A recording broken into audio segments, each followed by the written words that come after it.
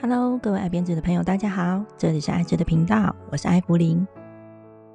奇奇怪怪，可可爱爱。今天艾芙琳跟大家分享的这一款半指手套，从拇指开始钩织，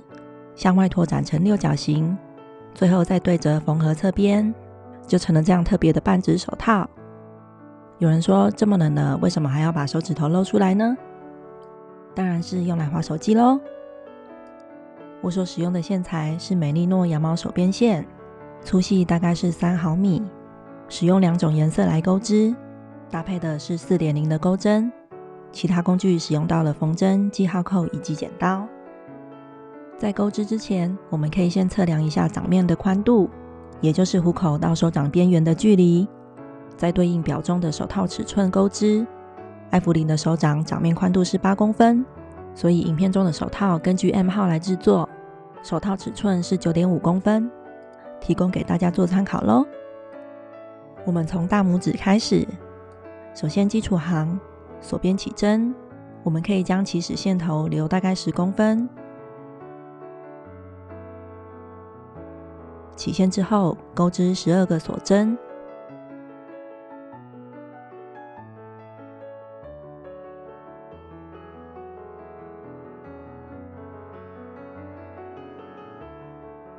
，12个锁针结束，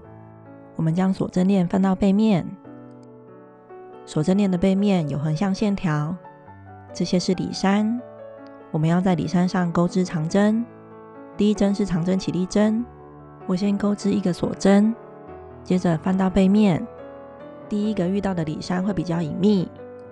而下一个是基础行的第一个里衫，我在这个里衫上钩1个短针，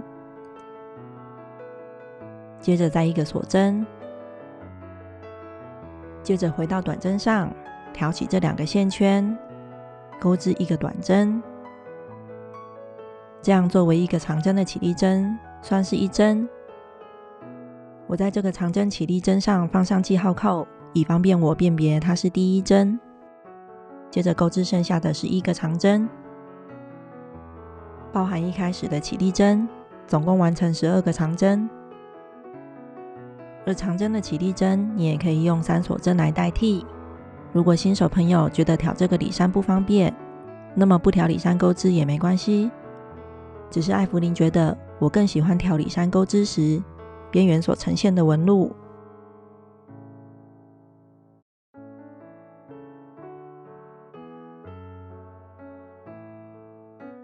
12个长针钩织结束，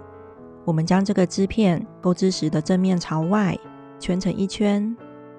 接着引拔在第一个长针上，让头尾相连。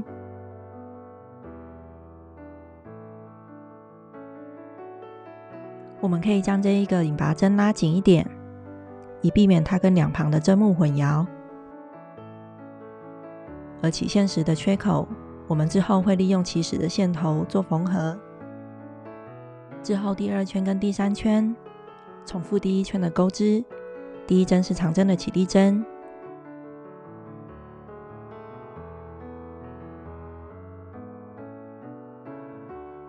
包含这个起立针，总针数不变，一样是12个长针。第1圈到第3圈是手套拇指的长度，你可以依照实际的需求调整这个圈数。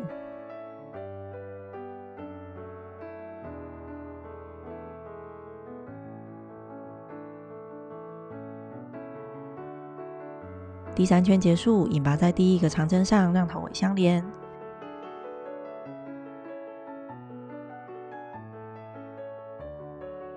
接着第4圈，我们要开始拓展手掌的部分，先钩织2个锁针。我在第1个锁针上放上记号扣，这里是开始钩织2锁针的第1个长针，而这里是下一个长针，我们在下一个长针上引拔，这样是一组中括号的内容，循环钩织11次，一组中括号的内容构成1个锁针空间，先钩织11个锁针空间。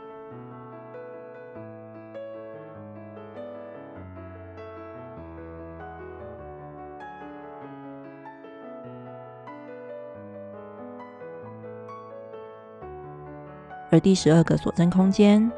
钩织1个锁针，接着在第1个锁针上钩织1个短针。我们可以挑起这个锁针的 V 2条线，钩织1个短针。而下一圈我们要换色，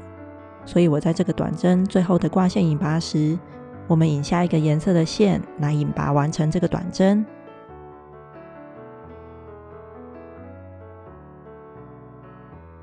这样就创造出了第12个锁针空间。此时我们可以将上一个颜色的线以及线头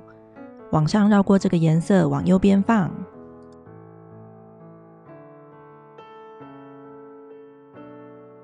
用左手固定住它们，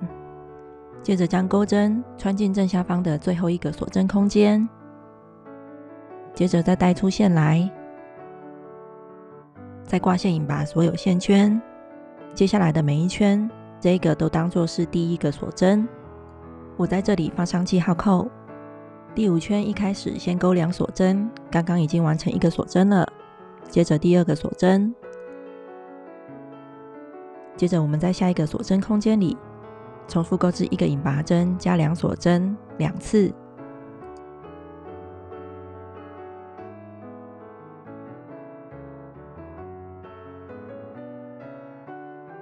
所以在这个锁针空间里会有2次的引拔针。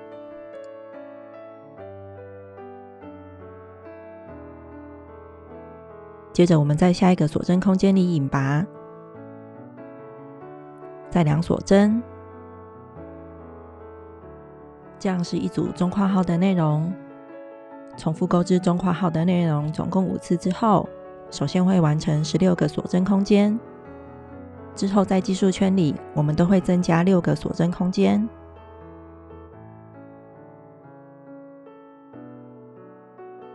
而最后一个锁针空间里，钩织1个引拔针，2个锁针，再1次引拔针，完成第5圈的第17个空间。接着再1个锁针，最后在做记号扣的地方，也就是第1个锁针上钩织1个短针。而在这个短针的最后一次挂线引拔时，我们又换成下一个颜色的线来引拔完成这个短针。这样就构成了第18个锁针空间。每次换线之后，我们都将上一个颜色的线头往上绕过这一圈的颜色往右放，这样就可以减少很多换线的痕迹。接着第6圈一开始是2个锁针，第1个锁针将钩针穿进正下方上一圈的最后一个锁针空间里，带出线来，再挂线引拔所有线圈，完成第1个锁针。接着第2个锁针，接着钩织中括号的内容，在下一个空间里引拔2个锁针，循环钩织16次。而当遇到上一圈像这样子，这个锁针空间两旁的引拔针相邻的比较近时，钩针穿过这个空间要注意，每个引拔针有2个线圈，要穿进这2个引拔针的正中央，再带线出来引拔，这样背面的纹路也比较整齐。之后在钩织偶数圈时，所构成的锁针空间数量会维持着前一圈的数量不变。循环钩织中括号内容16次之后，剩下最后一个锁针空间里，引拔完之后1个锁针，接着回到起始的锁针上钩织1个短针，短针的最后一次挂线引拔，换下一个颜色的线，完成第6圈的最后一个空间。下一圈钩织之前，我们一样把上一个颜色的线往右放。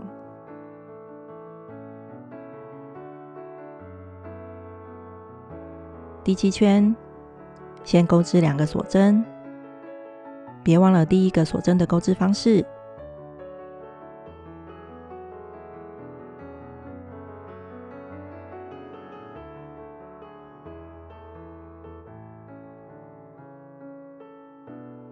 接着下一个空间引拔，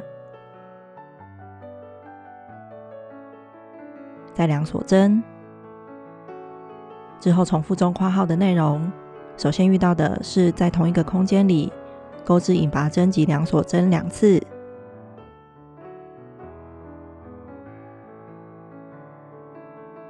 接着连续的2个空间各钩织1次引拔针及量锁针，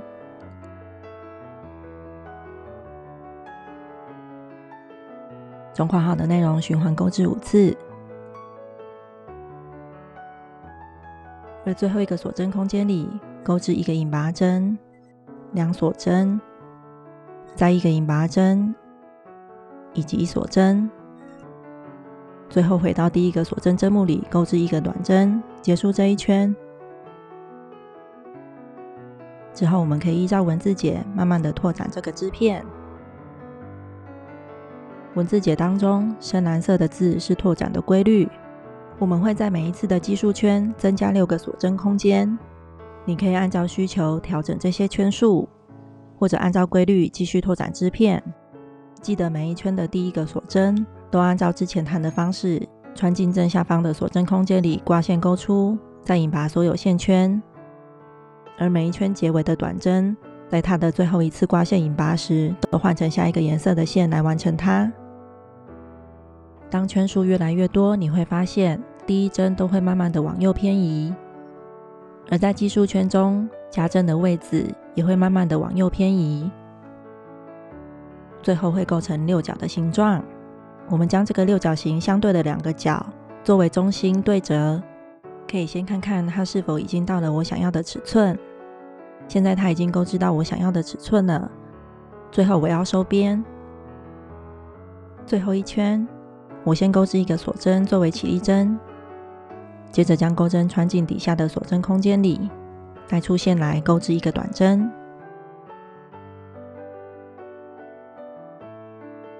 接着1个锁针，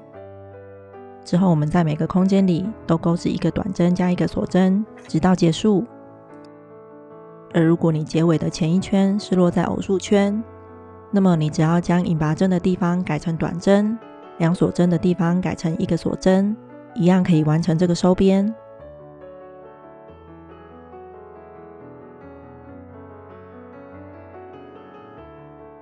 每个空间里钩织1短针加1锁针结束，引拔在第一个短针上将头尾相连。接着我们可以留30公分的长线再断线用来缝合，而上一个颜色也可以断线。接着是缝合，首先是大拇指这边的缺口，我们利用起始所留下来的线头，像这样将大拇指的这个缺口缝合起来。缝合结束，在背面打个结并藏好线头。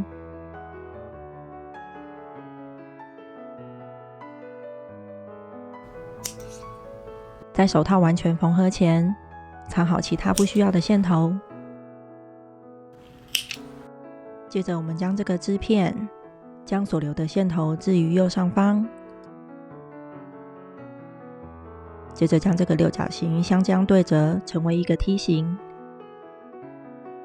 接着利用所留的线头以卷线缝缝合梯形的上边。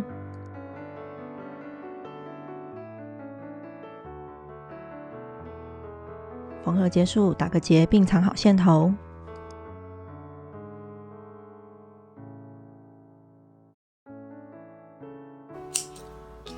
这样这个特别的多边形半指手套就完成啦。记得以相同的方式制作另外一只哦。这一集的分享就到这边，感谢您的收看。喜欢的朋友订阅、按赞、加分享，开启小铃铛。您的留言也是对艾芙琳最大的鼓励。我们下一集见喽，